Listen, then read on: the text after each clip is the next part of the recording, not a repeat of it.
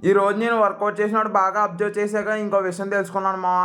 మన మజిల్ నుంచి ఛానల్లో డే 124. ఈ రోజు నుంచి మనకి మిడ్ ఎగ్జామ్స్ మావా. ఏం చేయాలో అర్థం కాలేదు నాకు. పొద్దున్నే లేచిపోయాను ఫాస్ట్ గానే. కాకపోతే ఏం ఏం చదవలేదు, ఏం చేయలేదు అనిపించింది. కాకపోతే ఏదో విధంగా వెళ్ళిపోయాను, ఏదో విధంగా రాసానండి. పర్లేదు. సరే, ఇంకా మన వర్కౌట్ కోసం మాట్లాడుకుంటే ఈ రోజు ఒక విషయం తెలుసుకున్నాను వర్కౌట్ లో.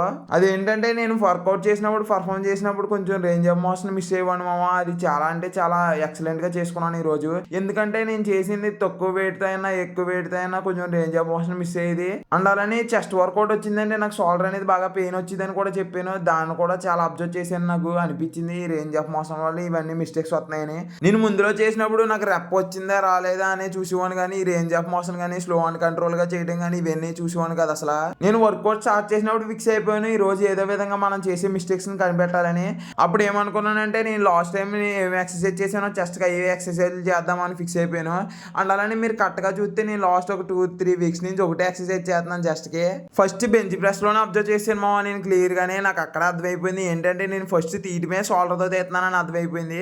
అప్పుడు నాకు అర్థమైంది ఏంటంటే కొద్దిగా దించినప్పుడు స్లోగా దించాలి, పుష్ చేసినప్పుడు ఫాస్ట్‌గా పుష్ చేయాలని అప్పుడు బాగా అర్థమైంది మామ నాకు. నేను అలాగే చేశాను ఈరోజు. నాకైతే ఎక్సలెంట్‌గా పట్టింది ఈ రోజంతా మొత్తం చెస్ట్ మజిల్ అనేది. నేనైతే ఈరోజు ఈ రేంజ్ ఆఫ్ మోషన్ చాలా అబ్జర్వ్ చేశాను. నాకు ఆ ప్రతి ఎక్సర్సైజ్‌లోనే ఎక్సలెంట్‌గా పట్టింది. అండ్ అలానే నేను ఇంకో విషయం ఏంటంటే నేను చెస్ట్ వర్కౌట్ అయిన ఇమీడియట్లీ ఏం చేశానంటే చెస్ట్‌ని స్క్వీజ్ చేయడానికి ట్రై చేశాను.